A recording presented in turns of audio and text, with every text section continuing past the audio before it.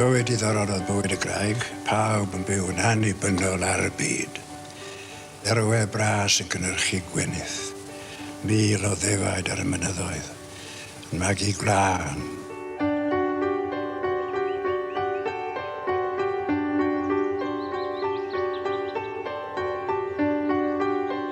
Gyda gymyl troedffordd gul lle'r hannau'r ardd yn ddwy, roedd gan fy mam I border bach o flodau perta'r plwy. Y border bach gan Crwys. Na ti siŵr o fod un o'n cerddi enwoca ni? Ti'n iawn, a dyma fo, yr union forder bach hwnnw wrth ymyl tir bardd. A mae'r gerdd yn sôn am 3 pheth sy'n bwysig iddo fo. I hiraeth am I fam, am yr ardal, ac am ryw ddoe fydd byth yn dod nôl. Ie, achos wrth gwrs gadael ma nath I gael gwaith ag addysg, ond mae'n dod nôl o hyd at yr hen gymdogaeth. Y bobl mae ein I galw'n werin. Ia, mae'r werin yn rhywbeth mawr gyda fo. Mae o hyd yn oed yn sôn am y blodau yma fel y gwerinaidd lu. A mae o'n deud am y gwenyn fo well gennyn nhw ddod yma i'r border bach na mynd at flodau gerddi'r plas hyd yn oed.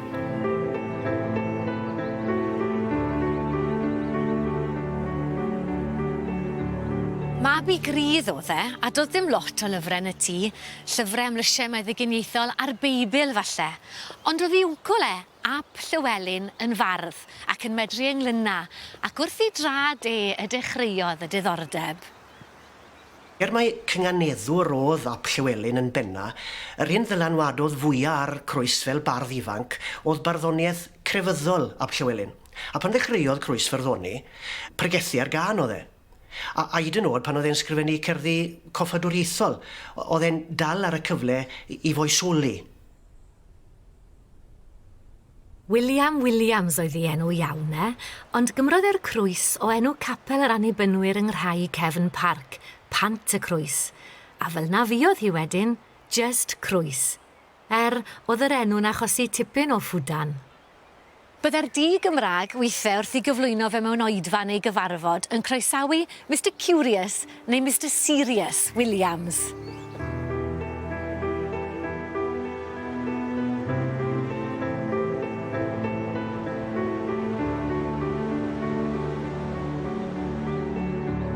Yn 1875, ar yr eilwyd yma ger mynydd y Gwair, yn ôl pob tebyg y ganed Crwys.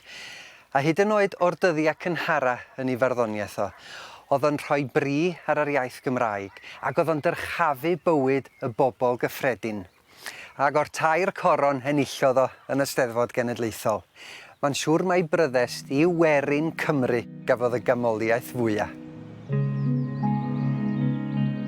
Llys a chastell nid oes iddi, plas na meinor chwaith yn awr. Ond mae'r heniaeth yn ymloiwi ar wefusau'r werin fawr.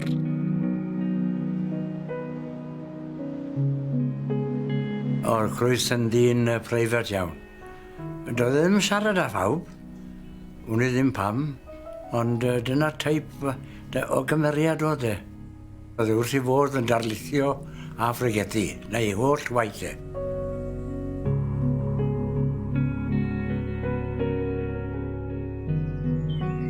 Os gymrwn ni mai bardd rhamantaidd yw un sy'n delfrydu'r gorffennol, yn ymateb â greddf yn lle'r heswm ac yn dyrchafu popeth syml a chyntefig, yna, sdim dwywaith, bardd rhamantaidd yw Crwys. Ac eto, nath ddim aros yn y tyddyn diaddurn, ond achub ar y cyfle I ddianc.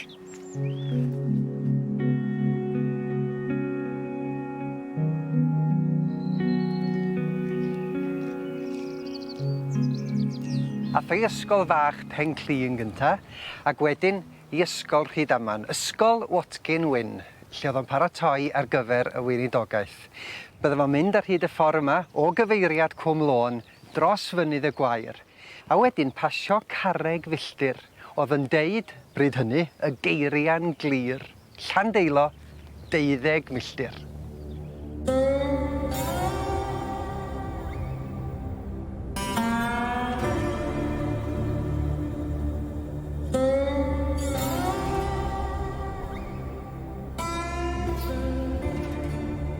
Ffordd yr elich i Landeilo tros y mynydd o Gwm Lôn, trwch o fwswg ar ei thalcen a gwellt y mynydd am ei bôn.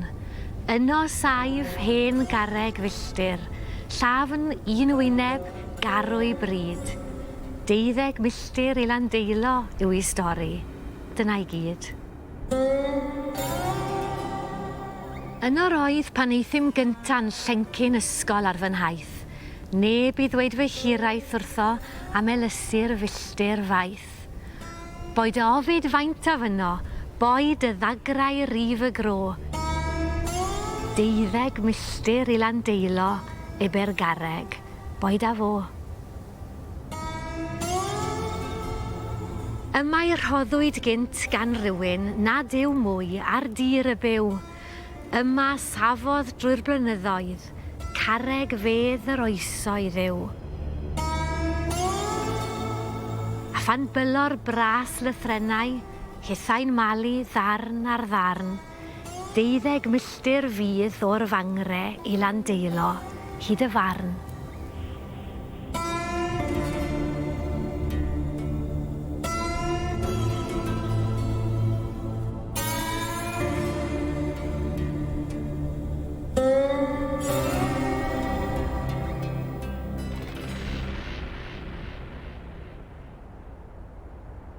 Oedd ei gerddi fe a'i adroddiadau fe yn boblogaidd iawn yn ei ddydd wrth gwrs flynyddoedd yn ôl, achos o'n nhw'n ddealladw i bobl. Oedd pobl yn gallu i gwerthfawrogi nhw ar y gwrandawiad cynta. A o'n nhw'n sôn am gymeriadau a lle bobl uniaethu yn nhw. Mae gen i fo ddarlun gor am antaidd o'i fam pan mae o'n mynd i'r ysgol. Mae'n sôn amdani'n ffarwelio ac yn ystyn hanner sofren iddo fo trwy'r clawdd. Ac mae'r ddreinen yn torri i'ch nawd i a'i gwaed i yn llifo ar y darn aer. Dafn o waed fy mam oedd arni, na sgwyr neb ond un i werth.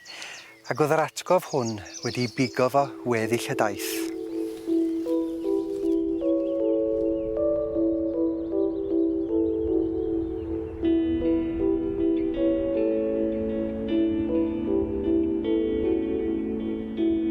Roedd y daith i ysgol y Gwynfryn Rhydaman yn mynd i'w symud gryn bellter o werin creu cefn parc ar sawl ystyr.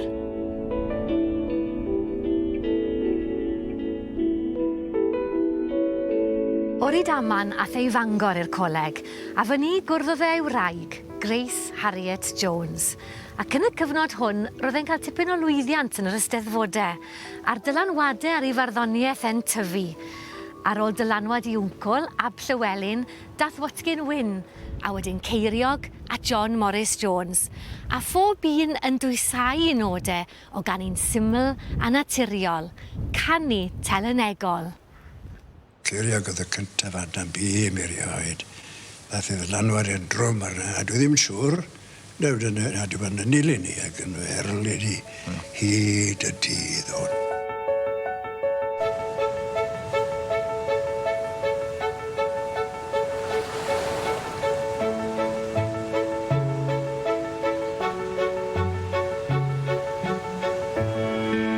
Telyneg, a ti gwestiwn anodd. Ie, achos dim mesur yw e, fes ti'n gweud soned neu limrig neu englyn. Mae'n rhyw fath o deimlad. A siŵr o fod fysech chi eisiau siampl a rhywun fel Crwys fysech chi'n troi. Ie, cymaint i bennill o yn disgrifio deilyn fach yr hydref fel llythyr yn sôn am dymhoran newid. Ni wyddwn ers wythnosau a mwy i fod yn glaf. Ond wel yn awr, y llythyr bach yn sôn am farw'r haf. O, ti'n gwybod be, i fi, dyna be di Telyneg.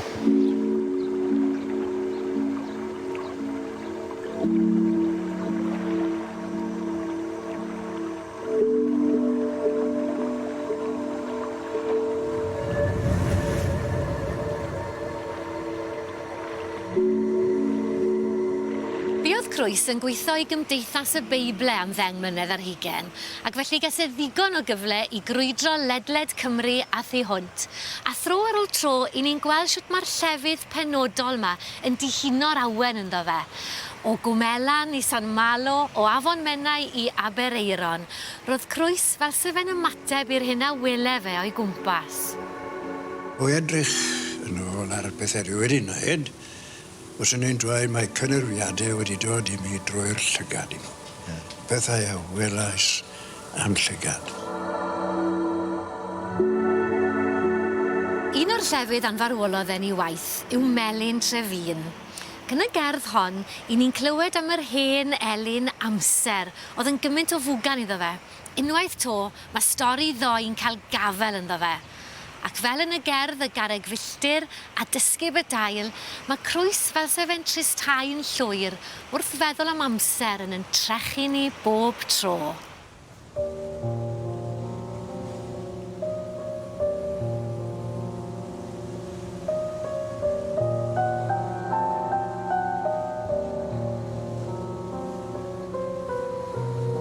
Nid yw'r felin henon malu yn Trefin ym un y môr. Trodd y merlin olaf adref dan I bwn o drothwy'r ddôr.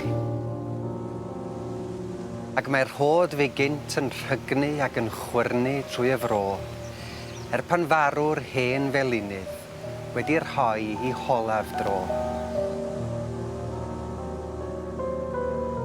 Rhed y ffrwd garedig eto gyda thalcen noeth y tŷ. Ond daw neb i'r fal a'i farlus, a'r hen olwyn fawr ni thri.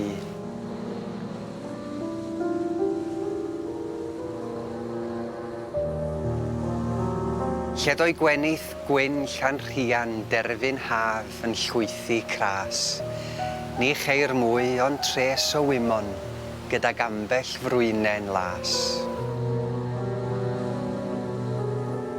Segi'r faen sy'n gwylio'r fangre, yn y curlaw mawr a'r gwynt. Dil y thyren garreg goffa o'r amseroedd difyr gynt. Ond oes yma neb yn malu, na mynd amser swrth ar hun, wrth i'n chwalu ac yn malu, malu'r felin yn Trefin.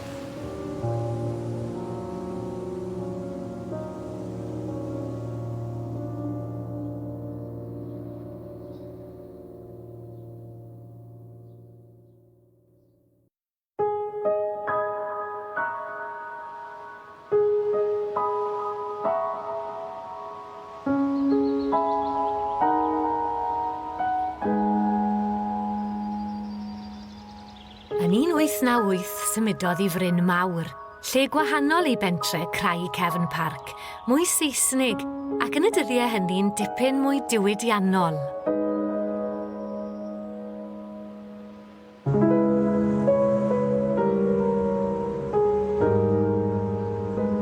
Ac yr holl ganmol ar fro I febyd, yn ôl Crwys, yma ym Mryn Mawr, fel gweinidog capel Rehoboth y treuliodd rai o flynyddoedd hapusau fywyd. Nawr, mae'r capel wedi mynd, a phan sgwennodd Crwys I soned wrth ffarwelio'r lle a dweud am y goleuadau'n diffodd un ag un, go bryn I fod wedi dychmygu y byse'r gole'n diffodd yn llwyr a'r adeilad yn cael ei dynnu lawr.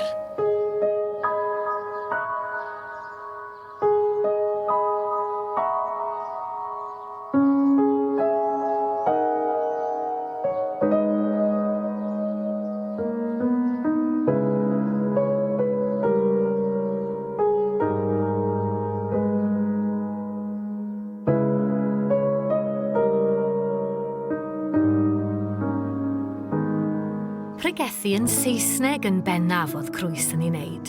Ond yr argraff mae rhywun yn ei gael o'r cerddi yw ei fod yn caru'r Gymraeg. Wedi'r cwbl, I gerdd yw Caru Cymru, lle mae e'n dweud rwy'n caru, rwy'n siarad iaith Beirdd fy ngwlad. Iaith eilwyd a themel, iaith mam am tad.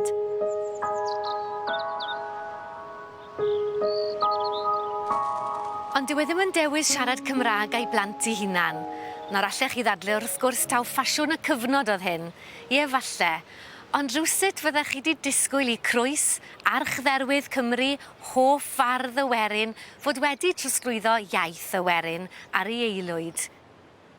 Un a flynyddwch ar ysbrydyn ifanc yn Bryn Mawr oedd hwn, gweld yr iaith yn marw. A mi'n byw mor agos I Nant y Glo, gwlad y ffwrneisi haearn. Allwn ni ddim am gadw rhag cyferbynnu nant yr eira yn Maldwyn a nant y glo yng Ngwent. Y nant yr eira yr iaith mor fyw ag erioed. Y nant y glo yr iaith yn marw. Mae'n haws i'r Gymraeg fyw mewn eira nag mewn glo. Fel dwi'n cofio, roedd plant Crwys ddim yn siarad Gymraeg o gwbl. O'n i ddim pam, Saesneg yn siarad chyn. Yn cofio siarad yn nhw'n bod, mae'n ryfeddol a gweud y gwir.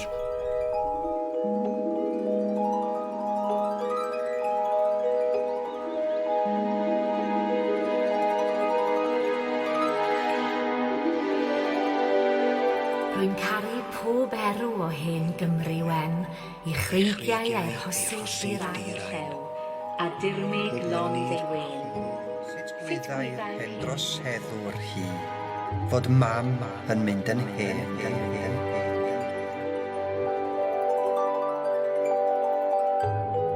Gwynt yr hydref riau neithiwr, crynau'r dref i'w sain.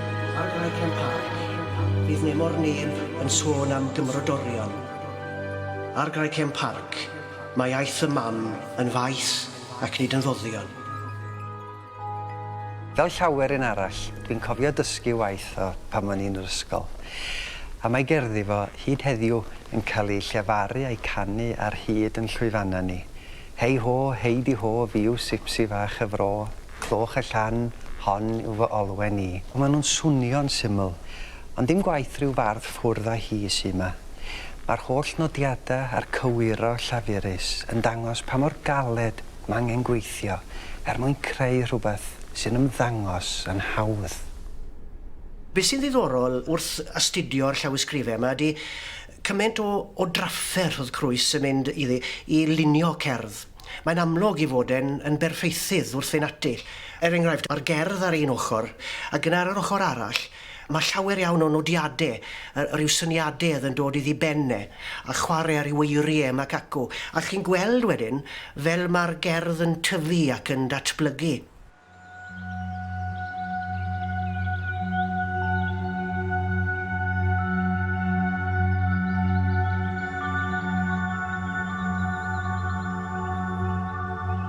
Da ni wedi clywed yn barod am ei obsesiwn efo amser. Dyna pam mae'n siŵr I fod yn sôn gymaint am henaint yn ei gerddi.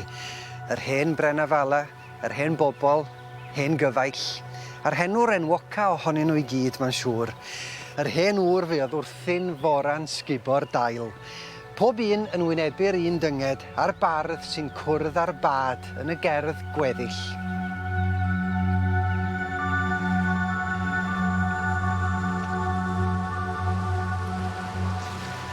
Ni thorodd llanw erioed ar draeth na chariau rhywbeth yn ei gôl. Erioed ni threiodd llanw ychwaith heb adael rhywbeth ar ei ôl.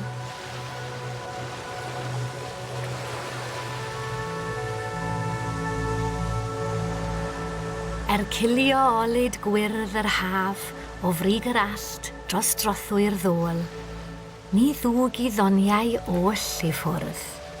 Bydd eto rhywfaint ar ei ôl.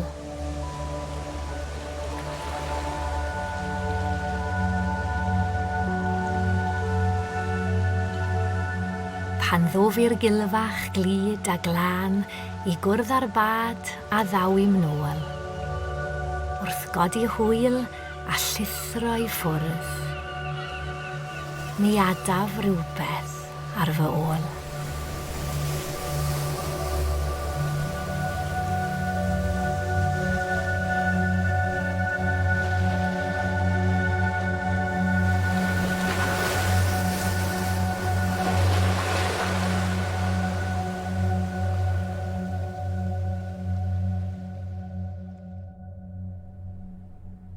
Mae yna sôn wedi bod yn barod am Crwys fel enigma, rhywbeth anodd I ddallt. Ac mae hi'n anodd ddallt sut y gallai gweinidog yr efengil ddefnyddio rhyw syniad o hiraeth I ddenu'r bechgyn I ymladd dros Brydain a Chymru hyd fedd.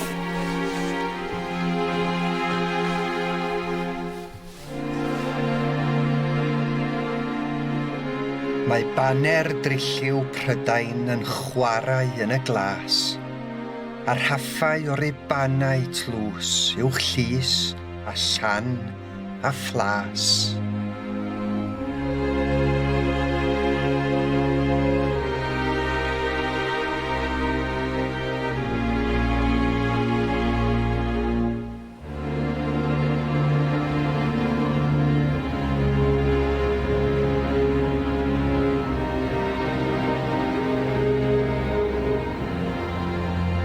Mae yna rai pobl yn dweud bod yna ddim byd dwys yn ei gerddi fo, ond hynna ddim yn wir.